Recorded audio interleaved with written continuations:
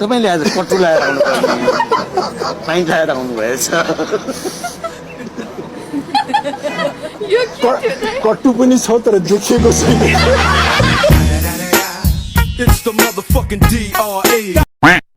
वास्तविक जीवनमा चाहिँ कसैलाई पिट्नु भएको छैन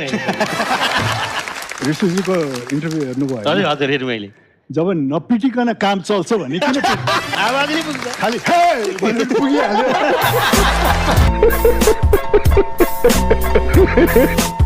सुन्तला हजुरको फेभरेट एकदम फ्रुटमा त्यही भएर पूर्वबाट ल्याइदिएको है अब आफ्नै बोटमा फलेको सुन्तला हो यो अझ टुप्पी टुप्पी त छ मैले अब आफ्नै बोटमा फलेको सुन्तला मेरो खराब पानी छ मेरो खराब झगडा परेछ कि छैन त्यो कुराले भाउजूसँग अहिले तपाईँ मस्की मस्की कुरा गरिरहनु भएको छ अब यसपछि घर गएपछि चाहिँ झगडा पर्ला जस्तो त पनि छ झगडा पर्ला जस्तो त पनि छ काजी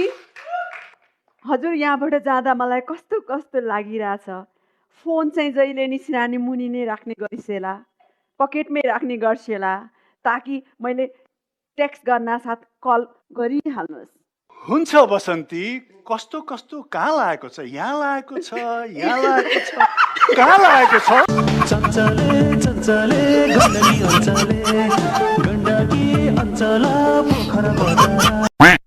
मैले आफ्नो बललाई एकदम अन्डर एस्टिमेट गरेछु कि कसरी होइन महादेवको त्रिशुलले त चाउमिन खाने मान्छे म यो जिपमा अडेस लाउनु नहुने रहेछ अडेस लगाएको हेर्नुहोस् यहाँ कुची राजेश हमाल नै हो राजेश हमाल महानायक राजेश हमाल दादा हो नि आज होइन मन्त्रीले ल्याएकै हो त ल्याएकै त हो त ओ साथी साथी खोइ त अनि सलाम गर्नु पर्दैन केटा हो केटी हो मेरो खराब पानी छ मेरो खराब पानी छ मेरो आफू छ डल्ली डल्ली बीचमा छ दुलो त्यही दुलोमा सुई लगाउँदा सुटुक्के खुल्यो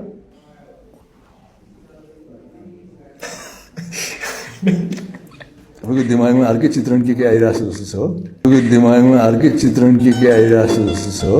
समझ रहे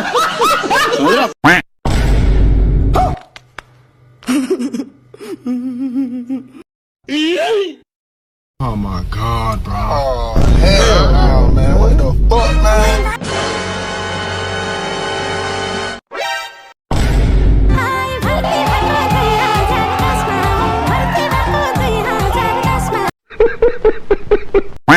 हो म राजेशम्म लो भने थार खाएर रेकर्ड गरिदिनु पर्यो हे भनेर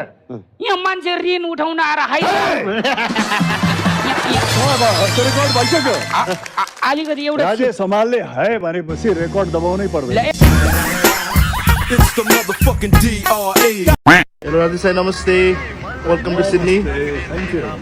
How was the trip, Dai? Kasto bhai?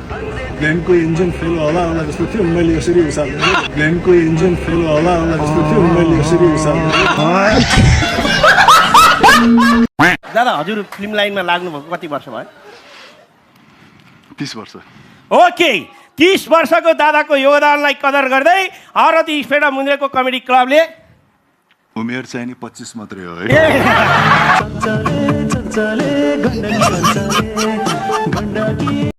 हजुरले त है फिल्ममा कतिवटा हिरोइनहरूलाई माया गरेको देख्छ त्यो साँच्चीकै गरेको कि ख्याल ख्यालमा गरेर छोड्यो तपाईँ समुद्रमा कहिले जानु भएको छ म गएको छैन खोलामा चाहिँ गयो स्वाद कस्तो हुन्छ खाएको छैन सर अलिकति नुनिलो हुन्छ नुनिलो हुन्छ अनि तपाईँलाई जति प्यास लाए पनि हजुर त्यो समुद्रको पानी पिउन मिल्छ मिल्दैन सर त्यो त घरकै खाने हो त्यो हिरोइन पनि त्यस्तै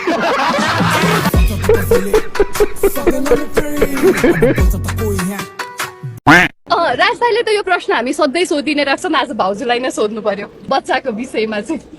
त्यही त उहाँले भनेको जस्तो अब सोध्छौँ गएर सोच्छौँ पनि अब सोचेर मात्रै त हुँदैन होइन सोचेर मात्रै हुने भएर भइहाल्छ अलिक एक्सनमै उत्रनु मन लाग्यो जस्तो लाग्यो राजलाई चाहिँ भाउजूलाई के भनेर बोलाउनुहुन्छ इशाराले बोलाउँछु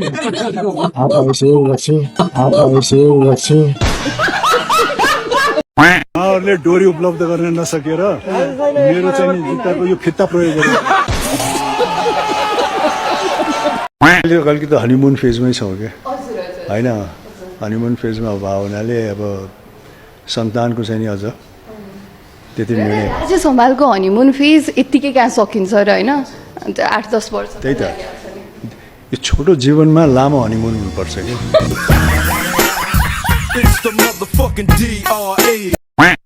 भ्याक्सिन लाउनु हो भ्याक्सिन लगाएको छैन किन नलाउनु भएको मैले म बेलारमा किन परिरहेको छु भने भ्याक्सिनले मलाई इम्युनिटी दिने हो कि मैले भ्याक्सिन आफ्नै कुन चाहिँ मिम चाहिँ एकदमै खतरा लाग्छ हजुरलाई एउटा तुरुन्तै भनिदियो हजुर तुरुन्तै यो मेरो हातमा के छ बल यो बल होइन यो मैले खेल्ने गुच्चा हो मेरो खराब पानी छ मेरो खराब म क्लासमा जाने बित्तिकै जो टिचर आउनुहुन्थ्यो पहिला मलाई होमवर्क बुझाउनुहुन्थ्यो अनि एकचोटि चाहिँ नि म एउटा शनिबार परेछ त्यो दिन म स्कुल गइनँ त्यसपछि शनिबार चाहिँ स्कुल बिदा हुन थाल्यो त्यसपछि शनिबार चाहिँ स्कुल बिदा हुन थाल्यो मजा आउँछ उहाँहरूसँग प्रत्यक्ष भेटघाट गर्दाखेरि के कुराकानी पनि हुन्छ हुन्छ नि धेरै कुराहरू रमाइला कुराहरू भन्नुहुन्छ खास विशेष अलि भन्ने तपाईँको लागि फरक कुराहरू चाहिँ के हुन्छ उहाँले भन्नुहुन्थ्यो सबै कुरा गर्नु तर पृथ्वीमा गएर मजाको टिभीलाई अन्तर्वार्ता नदिनु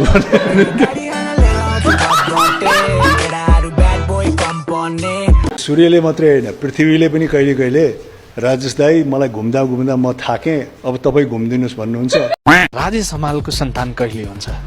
यो क्वेसन आउँछ कि दाइ अनि त्यो क्वेसन मैले पनि नगरी बस्न सकिनँ के भन्नुहुन्छ यसमा चाहिँ पक्नुहोस् न हनीमुन सकियोस् न दाइको हनीमुनै 10 वर्ष जान्छ जहाँ गयो राजमाको त जे पनि ठुलो हुन्छ नि होइन राजमाको त जे पनि ठुलो हुन्छ नि होइन त्यो कतिको त्यसमा चुजी हुनुहुन्छ कि तपाईँ कुन ब्रान्ड लगाउने भन्ने कुरा ब्रान्डले व्यक्तित्व बनाउँदैन व्यक्तित्वले ब्रान्ड बनाउँछ